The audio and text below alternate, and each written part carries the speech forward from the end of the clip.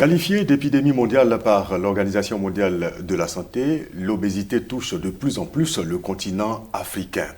Ce véritable problème de santé publique grandissant est largement ignoré. Alors, quelles sont les causes, les conséquences et qu'en est-il de la prise en charge de l'obésité? Des invités sur ce plateau pour répondre à toutes ces questions, Dr Traoré Mori. Vous êtes médecin, diabétologue, endocrinologue et nutritionniste, au CHU de Cocody. Tout à fait. Merci en tout cas pour l'honneur que vous nous faites. Je vous en prie. Alors, en plus d'être diabétologue, endocrinologue, vous êtes nutritionniste. Oui, tout à fait. C'est une autre spécialité? Oui, en fait, quand tu prends la spécialité de l'endocrinologie, notamment notre spécialité, ça regroupe 3 entités. Il y a l'endocrinologie, il y a le métabolisme et il y a la nutrition. Et donc, je vais dire, toutes ces composantes-là peuvent être encore l'objet d'une autre spécialité. Et donc, j'ai dû faire encore un master en nutrition pour consolider le volet nutrition dans ma spécialité de base. En tout cas, merci d'avoir accepté notre invitation. Avec nous également sur ce plateau, M. Napi Mario. Vous êtes coach de fitness, instructeur de Strong Nation et PDG de Fusion Events. Merci à vous. Je vous remercie également. Alors, le coach de fitness, l'instructeur de Strong Nation, qu'est-ce qu'il fait? Vous avez le coach qui s'occupe des populations et le PDG, c'est celui qui fait ses affaires, notamment. C'est la même personne. D'accord. Alors, messieurs, nous parlons donc d'obésité, mais on entend également surpoids. Est-ce que l'obésité et le surpoids veulent dire la même chose? En fait, obésité et surpoids ne veulent pas dire la même chose. Il est clair que quelqu'un qui est obèse va passer par le surpoids, mais quelqu'un qui est en surpoids n'est pas encore obèse. Voilà, donc c'est ce que je peux dire. D'accord. Alors donc, qu'est-ce que c'est que l'obésité alors? En fait, l'obésité, je dirais, c'est un excès de masse grasse. Un excès de masse grasse un excès de masse grasse corporelle, d'accord, qui va impliquer un tissu qu'on appelle le tissu adipeux. Et le tissu adipeux, je dirais que c'est ce tissu-là qui est le réservoir qui va stocker tous les lipides, je dirais toutes les huiles que nous allons consommer. Et donc, lorsque ces huiles-là sont donc stockées en excès, peuvent exposer le sujet à développer un certain nombre de maladies, notamment les maladies cardiovasculaires, les maladies métaboliques et même les cancers. Donc, pour dire que obésité, vu sur l'angle de, excès de masse grasse qui pourrait, je dirais, nuire à notre santé. Alors, est-ce que l'obésité est une maladie? Bien, en fait, pour dire que l'obésité est une maladie, de prime abord, on dira non, mais plus loin, on dira oui. De prime abord, pourquoi on dira non? À la base, l'obésité est considérée comme un facteur de risque. Le facteur de risque, en fait, c'est quoi? C'est un état qui pourrait être à l'origine de la survenue d'un certain nombre de maladies. Notamment, j'ai parlé des maladies cardiovasculaires, c'est-à-dire les maladies du cœur, par exemple. Et également, certaines maladies neurologiques telles que les AVC ou bien certaines maladies métaboliques telles que le diabète. D'accord? Vu sur cet angle-là, il est facteur de risque. Mais quand on prend, je dirais, l'obésité dans sa classification, il va falloir faire un calcul assez simple qu'on appelle l'indice de masse corporelle. Et l'indice de masse corporelle indique, je dirais, notre masse, donc on dirait notre poids en kilogrammes, sur la taille en mètres au carré. C'est un rapport. Et donc ce rapport-là va juger le sujet qui aura un poids normal, bien sûr pour sa taille, il sera compris entre 18,5 et je dirais 24,9. Ça, c'est le sujet qui a un poids normal pour sa taille. Ensuite, le sujet qui est classé surpoids sera compris entre, je dirais, 25 et 29,9. Ça, c'est le sujet qui est, je dirais, en surpoids. Maintenant, on rentre dans l'obésité quand on atteint 30. Quand l'IMC atteint 30, entre 30 et 34,9, on est dans la première classe de l'obésité. Et entre 35 et 39,9, on est dans la deuxième classe de l'obésité. Là où l'obésité sera classée maladie, c'est lorsque l'IMC sera supérieur ou égal à 40. L'obésité sera donc une obésité morbide, une obésité massive, une obésité extrême. Qui peut être dangereux pour la personne. Oui, qui peut être dangereux pour la personne. D'accord. Alors, M. Mario, est-ce que de plus en plus dans vos salles de gym, on voit des personnes obèses qui viennent vers vous? Si je m'en tiens compte, si je tiens compte des propos du docteur, je dirais que la grosse moyenne, c'est des personnes en surpoids. La grosse moyenne? Oui, c'est les personnes en surpoids. Mais je prends une fourchette sur 10 personnes, vous avez environ 8 personnes en surpoids. Une personne normale et on dira une personne obèse. C'est ça la moyenne. D'accord. Alors, donc, l'obésité, tout de suite, comme vous l'avez dit, à un certain niveau, devient maladie et non pas signe de richesse, d'aisance, comme cela est perçu dans certaines régions de l'Afrique. En fait, ça, c'est bien qu'on parle aujourd'hui de cette question. Parce qu'à l'origine, on se disait que l'obésité, c'est l'affaire des riches. Voilà, ils ont suffisamment d'argent, donc ils mangent comme ils veulent, ils mangent gras, ils mangent, je dirais, trop sucré, voilà, mais même trop salé, voilà. Mais aujourd'hui, qu'est-ce qui a été fait comme constat? Dans les pays comme les nôtres, notamment les pays en voie de développement, on voit que l'obésité est en train de prendre du terrain. Quand on regarde aujourd'hui, on fait l'état des lieux, on voit que les fast-foods sont installés partout. On voit que là où on doit consommer assez de sucreries, il y en a partout. Et on a cette tendance-là aujourd'hui à nourrir nos enfants avec tout ce qui est trop gras, tout ce qui est trop sucré, tout ce qui est trop salé et tout. Et donc, je dirais qu'aujourd'hui, ce n'est plus l'affaire des personnes riches, c'est aussi l'affaire des personnes pauvres. Alors, comment l'obésité est perçue par les populations? Nous allons écouter ici quelques avis. L'obésité, comme on le dit, pour nous qui sommes déjà dans les pays africains, on pense qu'être gros, c'est déjà un signe de richesse. Or, ou bien pour quelqu'un qui se nourrit bien, il faut comprendre que l'obésité, c'est déjà une maladie parce que déjà être en surpoids, c'est quelque chose qui permet aux muscles après de supporter tout le poids. Donc, il n'y a pas de présence ou bien de joie à dire que l'obésité est un signe positif pour nous. Une personne obèse est limitée dans ses actions, est vraiment soumise à des maladies, n'a pas une liberté en tant que telle de ses mouvements et puis a tendance à avoir des difficultés digestives. Être obèse ne veut pas dire qu'on a l'argent ou bien on est en bonne santé, c'est faux. Moi-même, mon physique là, je suis obèse, mais je ne suis pas d'une famille riche. Et l'obésité entraîne plusieurs maladies. Le surpoids, la tension, le diabète. Je suis diabétique, je suis hypertendu. Et c'est maintenant, je sais que c'est le surpoids, l'obésité qui m'a fait ça. L'obésité, pour certaines personnes, c'est génétique. Par moments aussi, c'est l'alimentation. On se nourrit mal, on mange gras, on se laisse aller, on prend du poids. La prise de poids, je pense qu'il y a une échelle pour ça. Ça doit aller avec l'âge. Quand tu sais que tu es en train de prendre du poids, il faut prendre certaines mesures. Donc, la nourriture, le manque de sport, c'est tout cela qui contribue à l'obésité. Je suis un régime et j'ai arrêté de mettre tout ce qui est sucré. Bon, un régime, pas trop, un régime pour nous qui sommes de famille modeste, quoi. C'est que si on fait avec les moyens qu'on a, mais quand même, on essaie d'être un peu plus sévère contre nous-mêmes. On prime toujours le sport avec nous, donc je pense que le sport nous permet de dégraisser et puis d'éviter l'obésité surtout. Alors, le monsieur en jaune tout à l'heure, il est en surpoids et non obèse. Hein? Oui, en fait, c'est difficile de définir. C'est-à-dire il faut faire le calcul de l'IMC, l'indice de masse corporelle. Parce que entre le surpoids et la première classe de l'obésité, je dirais que c'est juste un pont. On se comprend. On peut être en première classe d'obésité, d'accord, et puis développer tout ce qu'il a dit comme problème de santé.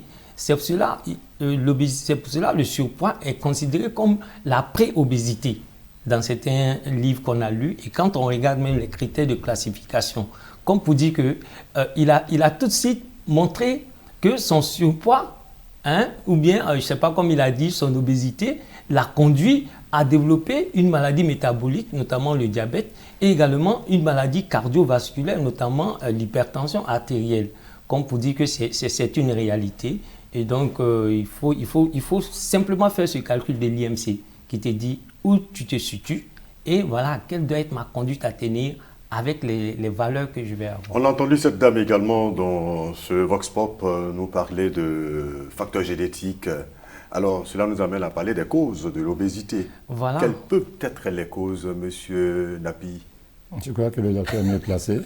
Il est mieux placé pour répondre à cette question. On commence par le docteur. Oui, en fait, je pense qu'il a bien fait de dire le docteur est bien placé parce que l'obésité en lui-même, l'obésitologie est une discipline aussi.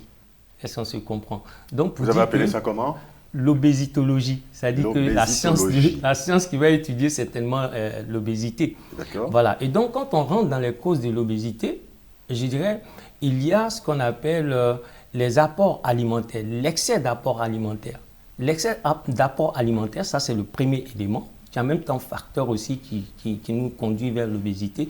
Et donc, dans l'excès d'apport alimentaire, on va s'alimenter trop gras, comme j'ai dit, trop sucré. Quand je dis trop sucré, je vais parler plus des sucres raffinés. Les sucres blancs, les sucres roux qui sont faits dans les industries et qui vont être contenus dans nos gâteaux, dans nos, je dirais, tout ce qu'il y a comme pâtisserie, voilà, tout ce qu'il y a comme boisson sucrée, d'accord. En Afrique, hein, je dirais, on a le bissap qui sera sucré avec du sucre raffiné, et du nyamakoudi, tout ça. Ça, c'est déjà le premier élément qui peut nous amener à une obésité. Le deuxième élément, il y a l'insuffisance de dépenses d'énergie. Ça veut dire que le sujet, il est sédentaire, d'accord? Il ne fait pas d'activité. Il est assis entre quatre murs dans son bureau ou bien il est assis dans son magasin derrière, je dirais, son bureau aussi, il est assis. Il ne bouge pas, il ne fait pas d'activité.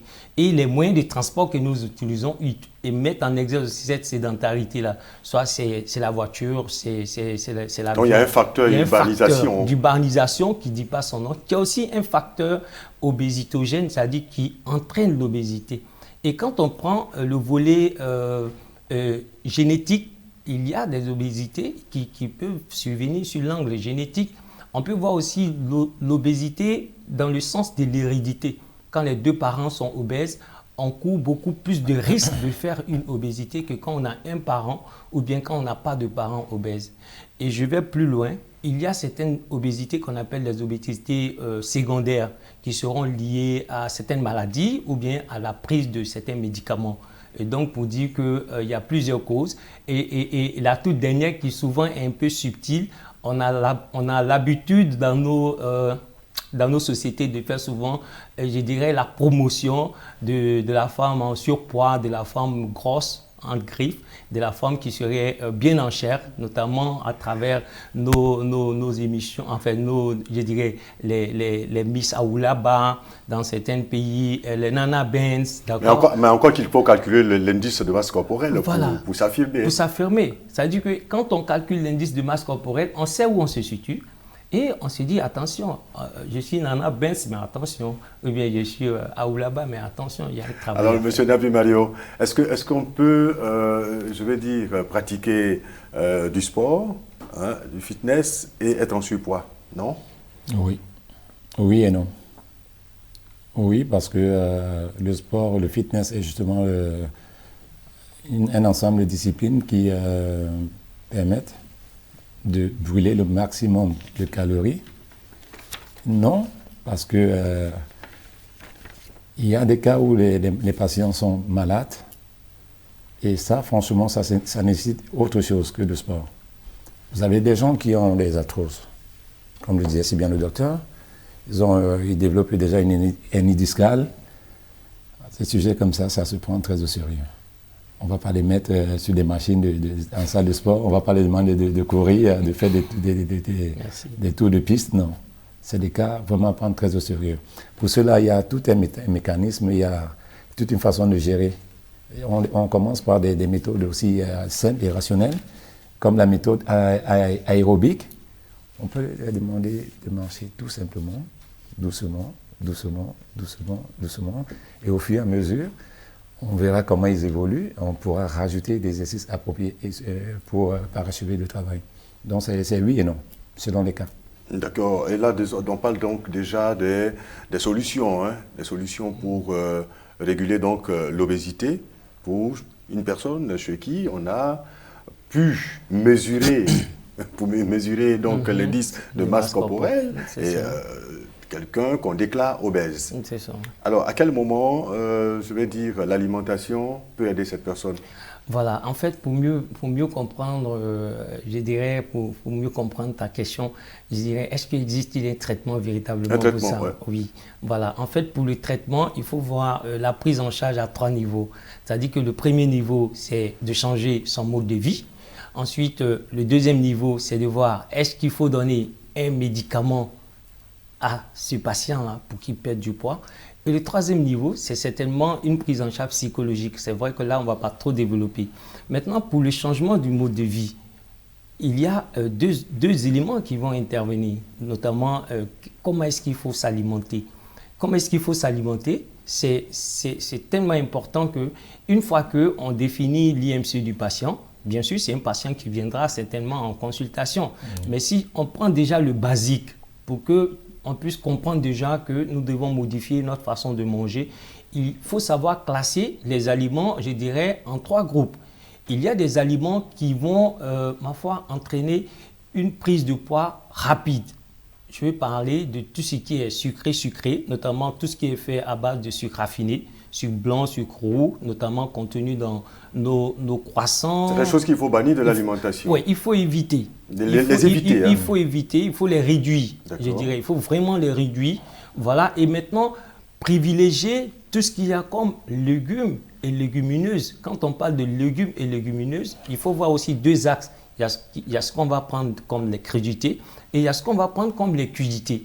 Les crudités peuvent comprendre nos sauces. Nous sommes en Afrique. Quand je prends le cas de la Côte d'Ivoire, on a nos sauces claires, on a nos sauces aubergines, on a nos sauces bagouassou, on a nos sauces feuilles, on a nos sauces gnagnan en Côte d'Ivoire. Voilà des sauces qu'il faut préférer parce que c'est des légumes qui sont cuits et donc un pouvoir sucrant faible et donc entraîne le sujet rarement vers un surpoids, je dirais vers même une obésité. Et maintenant, il y a des aliments qu'il va falloir mesurer. Quand je dis mesurer, on va en prendre, mais on n'en prendra pas en excès.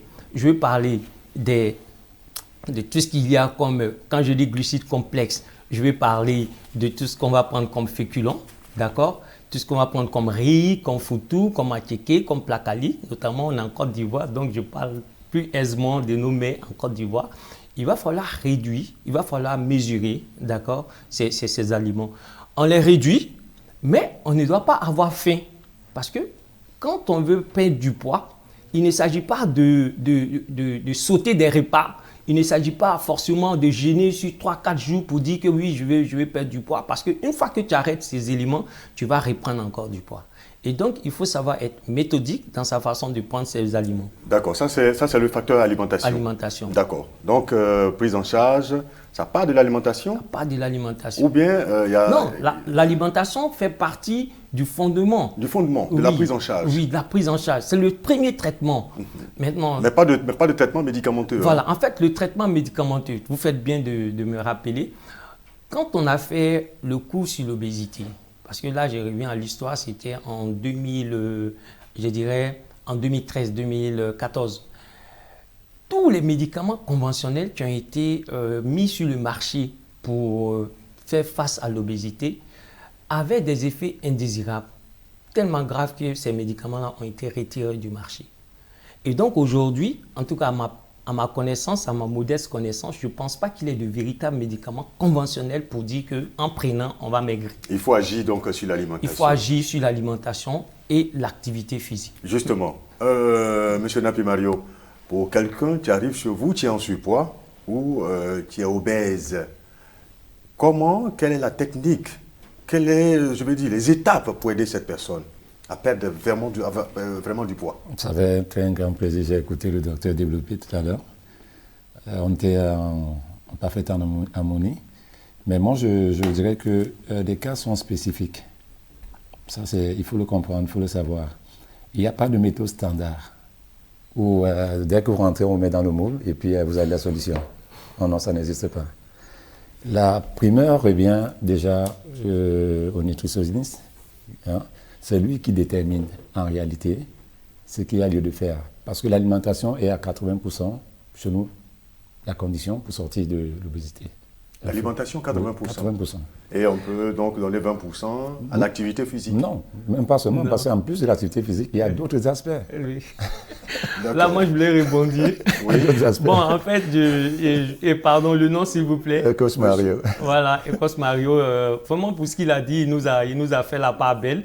Mais moi, je dirais le contraire un peu aussi. Je dirais que l'activité physique... J'aurais peut-être voulu développer. L'activité physique occupe une place très importante. Certainement, nous allons en arriver. Mais c'est de savoir que l'alimentation, vu notre contexte un peu délétère, voilà, avec tout ce qu'on a cité, lorsque l'alimentation est bien faite, l'exercice physique va nous aider énormément. Ça, c'est vraiment mes dernières lectures qui m'ont permis de conclure à ce fait-là. Parce qu'un exercice physique qui est bien fait, si je parle sur l'angle même de la diabétologie, hein, l'exercice physique bien fait va faire baisser 2 fois plus ce qu'on appelle notre taux de sucre moyen sur 3 mois, 2 fois plus que le régime alimentaire seul. Ça veut dire que le régime alimentaire, oui, il est important parce qu'on doit faire un travail de fond sur le régime alimentaire. Mais l'exercice physique, pour nous en tout cas médecins, on trouve que l'exercice physique est tout à fait en première ligne. Alors, donc, M. Napi, je reviens donc à vous. M. Napi, je reviens à vous. Quel est le rythme normal pour une personne pour, je vais dire, garder la ligne ou même perdre du poids? Donc, je pense qu'il vous avez dit qu'il n'y a pas de solution miracle. Non, standard. Ok. C'est après avoir observé les paramètres du client qu'on peut se permettre de faire un programme fiable. Vous avez les cas de surpoids et les cas d'obésité, ce n'est pas du tout les mêmes méthodes de travail. Je prends un cas très simple. Celui qui est en surpoids est moins affecté que celui qui est dans la phase obésité morbide. Donc vous avez 2 personnes qui arrivent avec 2 états d'esprit différents. Et pour pratiquer le sport, il faut à la base jouir de toutes ces facultés mentales.